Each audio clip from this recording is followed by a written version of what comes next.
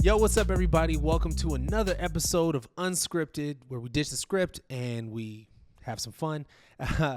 I'm James Shipp, Michael McCaffrey, and we're joined today by a very special guest from the Bids team, Kaj. What's up, Kaj?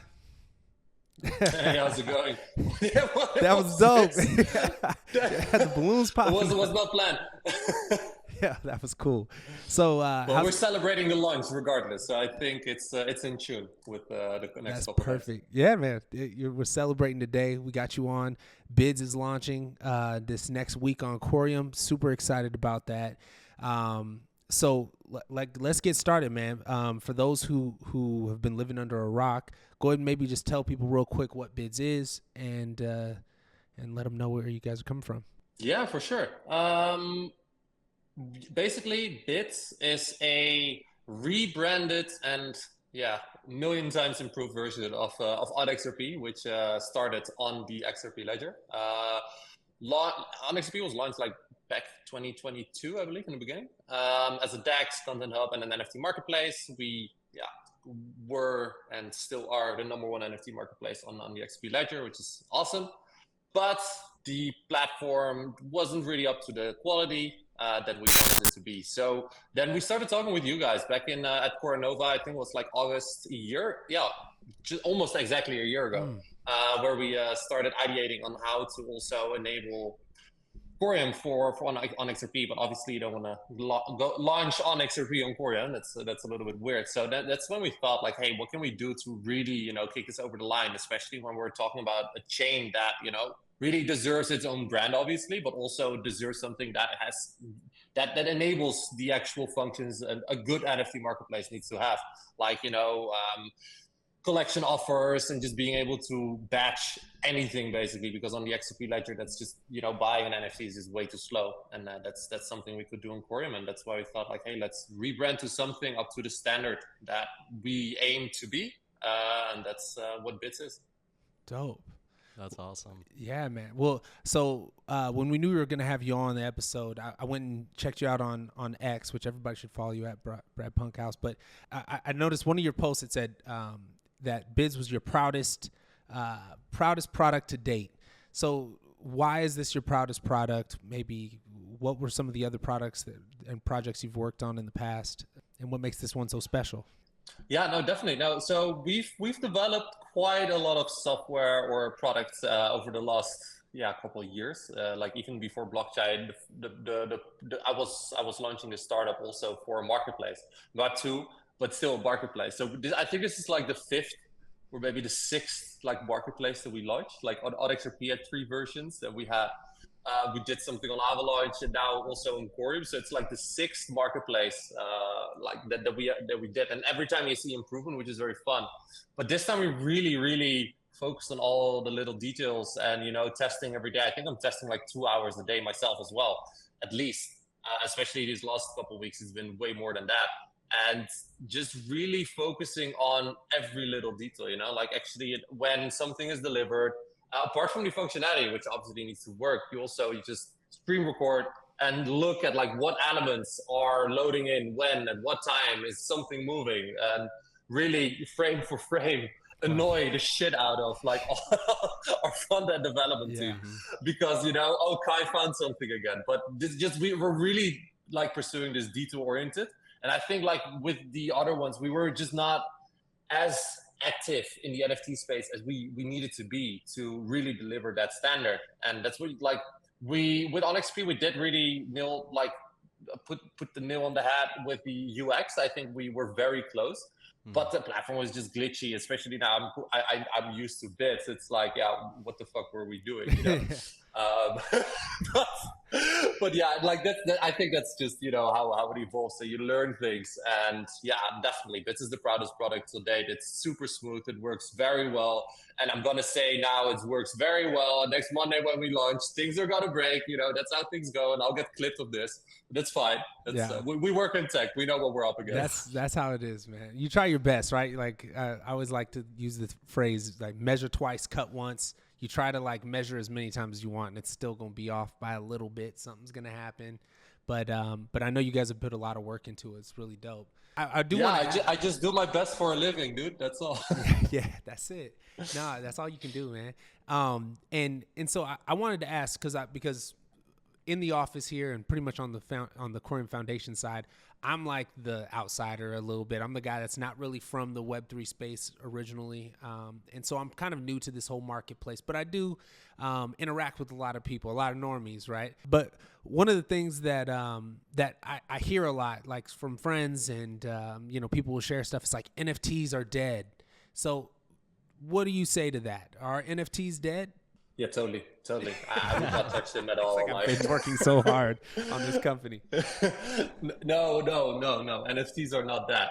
And I think, the last meme coin bull run that we saw on Solana and even on Tron of all chains, I think that is a great indicator on why NFTs are in debt, because in essence, NFTs are online communities and you use pictures to identify yourself within that community and towards other communities, And it's the same with the meme coin. The only difference with a meme coin is that you can just really, it's more accessible because somebody with $10 can buy into it as well, and can actually, get rich, which you see happening on some of those meme coins. Right.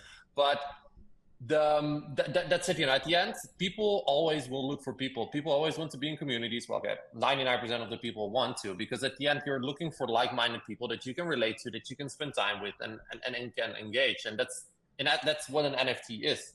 And that, just because of that, like, obviously there's like a million different applications of NFTs and why NFTs are going to make it. But in essence, that's it. Like, the current bull run has been extremely weird.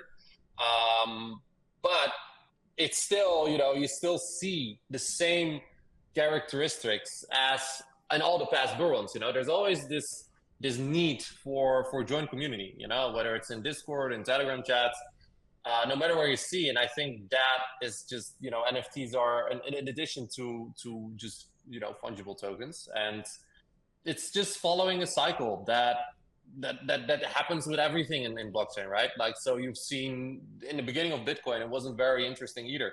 You had sometimes something, it just went up. And I'm very confident that NFTs are still in its infancy. Regardless of that, it already had a bull run. And of course, people are saying it's that. But, at the end, you only need like the top 3 collections to pump like 50%, and everybody starts becoming bullish again, because at the end, money drives markets in Web3. And that's all that's needed to have people turn bullish again. And the foundation of people that, believe in NFTs is large enough to really reach that critical user mass and, make those network effects go parabolic as soon as something happens in the market. Absolutely. Kai, it's really good to have you building on Coreum. And I had a question too about the culture, that you see that bids will bring, to the space. What kind of culture do you see, even on XRP bids that, has been kind of prominent within the ecosystem that you guys have been building out? Yeah, it's, I think the culture that we're bringing, and I think that this is what NFTs are at large as well, is just a little bit more relaxed. Yeah. It's not like it's a gateway, it's an escape from reality, and that's what you see. Also in Telegram or in Discord, people are looking for a gateway to escape reality a bit, like why people are also gaming. And I think that culture, that is, how do you say it, like that center within an ecosystem. Yeah, but that is this center in an ecosystem that where people can mutually go into and engage. Like you could see it. I'm forgetting the word, but in the old the Greek, in old Athens, you had these squares where everybody always would come together, and then at the end of the day, everybody would go on, do their own thing. But it's Agora, I think it's called Agora. No, doesn't matter. But it's the same thing within a within a blockchain ecosystem. There's a couple elements that every chain basically that is looking to engage with the Web3 community and that gets culture needs. It's like a good NFT marketplace, a good DEX, and some tooling, that where developers can easily touch into. And I think those two aspects are very important for the growth of that ecosystem, also for the growth of those communities, because at the end, a blockchain doesn't have customers. It doesn't have clients. It doesn't have business relationship with the people that are buying the token. No, it's a community. Right. And it's the community that engages with other people, and that basically causes the network effects that causes growth.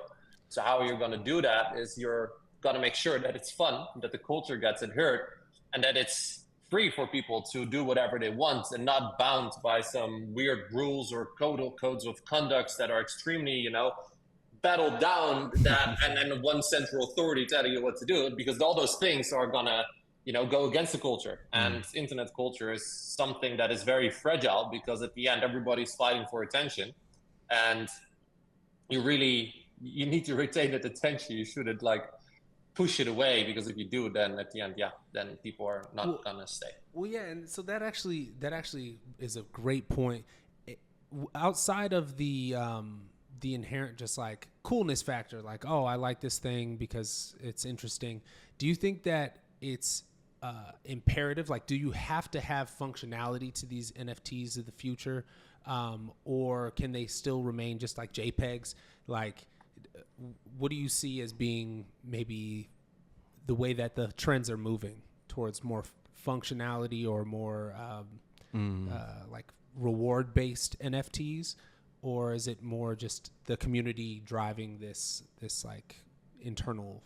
And you're spearheading too Eden game, or Eden.com. So I was going to bring that up. Beyond just JPEGs. I think you're also spearheading another project. That's a great question, and I think it all comes down to again the word freedom that I mentioned before, is that you want to be able to enable as much functionality as you can. Of course, you have the art aspect, right? The collectibles. I think Bitcoin is doing that great with ordinals, I think if you're doing anything collectible, do it on ordinals, works great. But I do believe that NFTs goes way further than PFPs, than JPEGs, like you say. It has much other implications as well, right?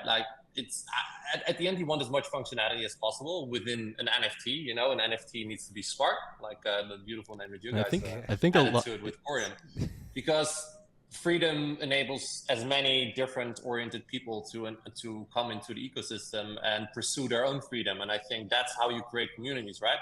You have leaders pursuing their freedom and other people that relate to that freedom and think hey, we can also touch into this. And I think that's also the beauty of programmability, just being able to be free to do what you want.